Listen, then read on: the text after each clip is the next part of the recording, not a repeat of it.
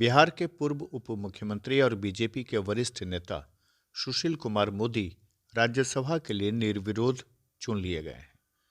सोमवार को निर्वाची पदाधिकारी सह प्रमंडलीय आयुक्त संजय अग्रवाल ने सुशील मोदी को प्रमाण पत्र सौंपा। इस मौके पर बिहार के मुख्यमंत्री नीतीश कुमार, उप मुख्यमंत्री तारकिशोर प्रसाद समेत कई मंत्री और नेता उपस्थित थे। बीजेपी नेता सुशील मोदी पहले विधानसभा, लोकसभा और फिर विधान परिषद के बाद अब राज्यसभा के सदस्य बन गए। सुशील मोदी बिहार के ऐसे तीसरे नेता बने हैं जो चारों सदनों के सदस्य रहे हैं। राज्यसभा का प्रमाण पत्र लेने के बाद सुशील मोदी बीजेपी के इकलौते ऐसे नेता हैं जो चारों सदनों के सदस्य बने हैं। सुशील मोदी से पहले आरजेडी प्रमुख लालू यादव चारों सदनों के सदस्य रह चुके हैं। लालू यादव के अलावा पूर्व केंद्रीय मंत्री रहे नागमणि भी चारों सदनों के सदस्य रह चुके हैं।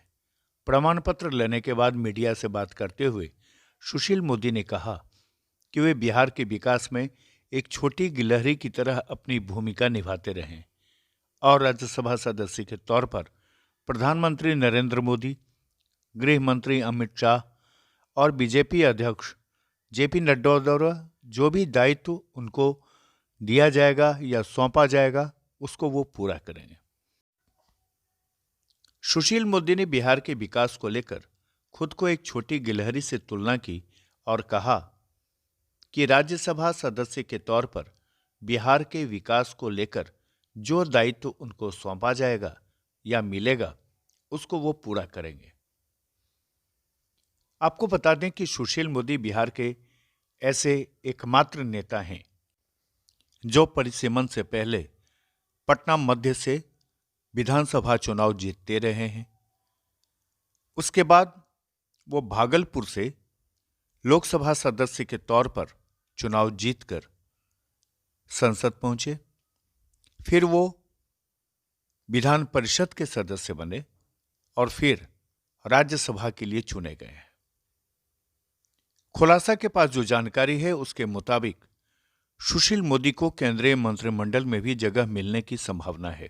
मित्रों, मैं सबसे पहले देश के प्रधानमंत्री श्री नरेंद्र मोदी जी, गृह मंत्री श्री अमित शाह जी और पार्टी के राष्ट्रीय अध्यक्ष श्री जगत प्रकाश नड्डा जी को धन्यवाद देना चाहूँगा, जिन्होंने मुझे राज्यसभा में और काम करने का मौका दिया है।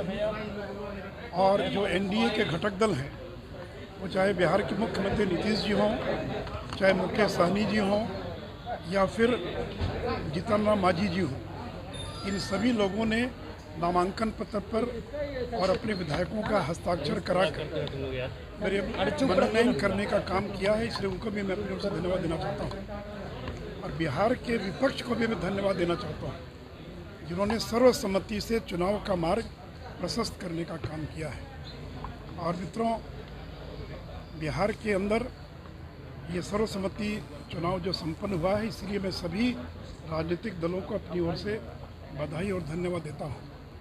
और मित्रों, इसके पहले भी जब देश भर के वित्त मंत्रियों की प्राधिकृत समिति का चेयरमैन बनने का जब ऑफर मेरे पास आया था, उसमें प्रणब मुखर्जी देश के वित्त मंत्री थे।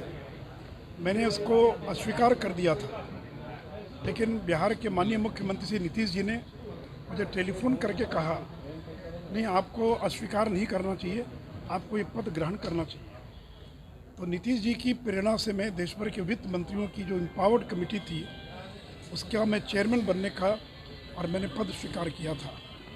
अब मित्रों, मैं राज्यसभा में जा रहा हूँ। बिहार के मुद्दों को राज्यसभा में उठाता रहूँगा और बिहार से जुड़े जो भी मुद्दे अलग अलग मंत्रालयों में होंगे, तो वहाँ के संबंधित विभाग के मंत्री, अन्य अधिकारियों से मिलकर और बिहार के विकास में जो कुछ योगदान देना संभव होगा मैं करूँगा। और मैं 15 साल तक मुझे माननीय मुख्यमंत्री जी के साथ काम करने का मौका मिला।